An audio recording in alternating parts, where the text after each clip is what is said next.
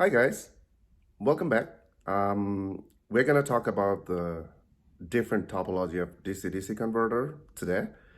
Is gonna be boost. In earlier couple of lecture, we covered like the buck converter. Now we're gonna heading to the boost converter. Let's talk about it. It's pretty interesting. Okay.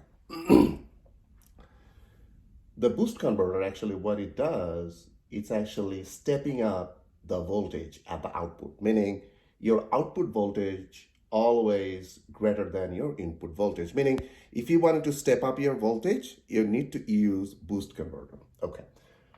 This is the power stage. Very similar, but there is a subtle differences, right? Between buck and boost. Okay.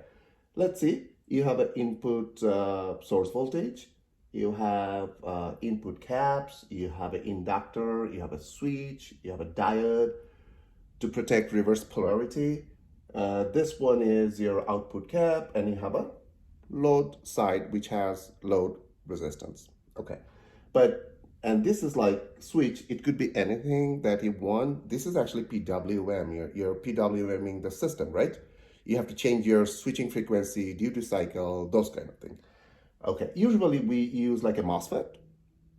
So that's why I just, drew a picture of a MOSFET, which is particularly a PWM. Okay, but if you see the main difference between the buck and boost, you will see the switch actually is located after the inductor in boost. But in buck converter topology, that switch actually before the inductor. So what it changed, and it's pretty, that's why it's a different topology. It's like the switching node of the inductor for boost is on the right side, but in case of buck, it was on the left side, okay?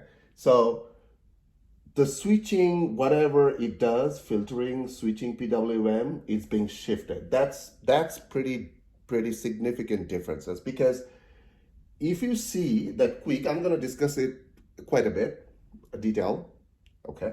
But if you see, the interesting thing is if you switch off or on, doesn't matter, it's always this input source voltage is staying in the system. It's not being cut off or like it's being separated from the system when it switch off, which happened actually during buck converter. Okay. Now, if you see this graph, this is the input voltage. This is your inductor current. This is the switching current. This is your output caps current. Okay. This is your input current coming through that. Through the inductor, you have IL, which is this one. And then one of the current get branched out through the switching device, which is IS. And then it's carrying on and on. And then you'll see it's again branched out, right? And one of the segment is going through the output cap, which is IC, and that's your load current. Okay. If you see the graph, this is actually your on state, meaning you give input voltage with a maximum pulse width, which being controlled by the PWM for sure. And then it drop down. It's like a switch off mode, and then going off. Like if you see that, that's the interesting thing. For IL, the inductor current, it's building in on stage, and then an off stage, it's decaying, and it's again going up and down. Okay, we're gonna discuss it. In switching frequency, or switching during the switching frequency, or switching on and off, when the switch on, you see the current through the switch is building, it's growing, and then switch off means it drop down, pretty sharp, and then it's again, repeating the same scenario. Okay, one of the interesting thing for the cap, you see, like when it's off stage, it's actually discharging its current to the caps, meaning it maintains the same system with the inductor current. So it's called adjustment. Okay. One of the thing is, if you see the regulated output voltage, meaning forget about everything, like what happens inside as a black box. But if you see you getting an input voltage and what you expect the output voltage is always like this equation. VP means if you see that, this point I already mentioned with my blue color, it's a VP. It's actually peak voltage on the right side of the inductor, which is actually the switching node. That's one of the control point. That peak voltage always greater than input voltage.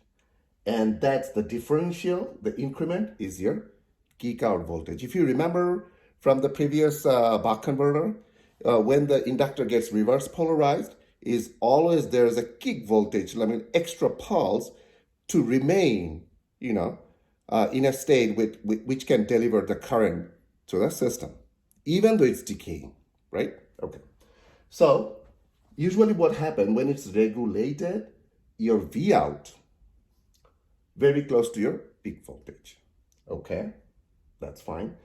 And V kick, it's never be zero or negative. It's always greater than zero. That means you have something positive value as a kick out voltage. So if you add them, is always your V out is greater than your input voltage. So that's why for boost topology, what happened, always your output voltage is greater than your input voltage. In other words, when you have, think about it, your power budget, like in your input power budget and the output power budget are very similar, very same. Then what happened, if you have always like your output voltage to be higher than the input, then your current is always low at the output side to match up with the power budget. So that's a good thing for the boost. For the buck, you always have a higher current rating at your output. Okay. When you switch off the system, what happened? When you switch off, then this part is completely out of your network. The network would be your battery to the inductor, to the diode, to the cap, and to the load, and coming back to the battery. This is your return path. So what actually we expect? When you have low pulse, that means your pulse will get shrunk, and it's going down, it's getting low. In that case, definitely it's being controlled by the PWM. Then your switch is open, okay? So when it's open, the interesting thing is your magnetic field through the inductor, because it has a magnetic core inside, right? It's being saturated and it's collapsing its magnetic field around it, right? Okay. In that case, your inductor becomes reverse polarized. Instead of like positive and negative, it becomes negative and positive. But still it's driving the current. It's decaying, but still it's driving the current to the network. But at the same time, it's losing your magnetic field across that inductor. That means it's storing energy capacity is going down. So in that case, when you have reverse polarity, but still you're driving, the current to that, this is the inductive kick, exactly same as like your buck topology. Okay. Now, you cannot continue that way, for a longer period, right? That depends on your switching frequency, how fast you're going to switching back and forth, on and off, on and off. Okay. So immediately after that, your pulse getting high through the PWM, okay? Your duty cycle is getting better, higher. The switch closed immediately. When the switch closed, this is the section, getting important because the whole current traveling through this network rather than the whole thing. Okay. What actually happening in that situation? Magnetic field starts building, meaning this inductor in that system it doesn't need to be reverse polarized. Okay, it's being getting all the energy through that battery or source voltage through that towards that inductor, meaning magnetic core is not being saturating, rather than it's getting more and more magnetic field across that core, the inductor, meaning its storing capability, energy storing capability increases. Okay, when it actually happen, lot of energy stored through the inductor, and the inductor gets forward biased.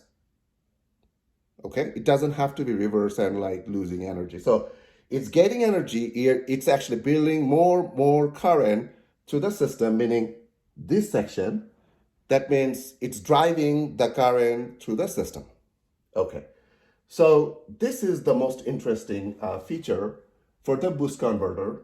And the main difference between the buck and boost is like whenever you encounter like a switch off and a switch on environment, the battery is still included into the system. That's the main thing, the source voltage. For buck, when you switch off, it's only the inductor and the output caps and your diode. The source voltage get cut out from the system.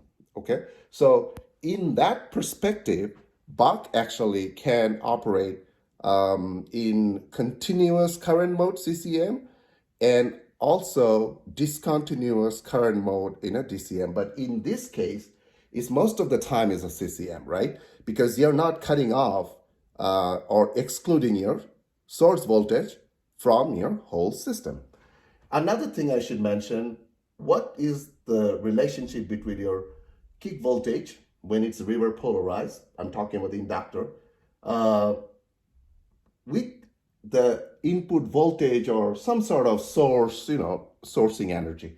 It's actually proportional to the duty cycle. That means more duty cycle, more kick out voltage. That means more duty cycle means you have more energy driving through the inductor, and you will have more kick out voltage when it gets reverse polarized. Okay. Thank you so much, guys, for joining me. It's an intro for boost converter. We're going to talk about more detail in the next lecture. Please subscribe and share, and join me in the next time. Thank you.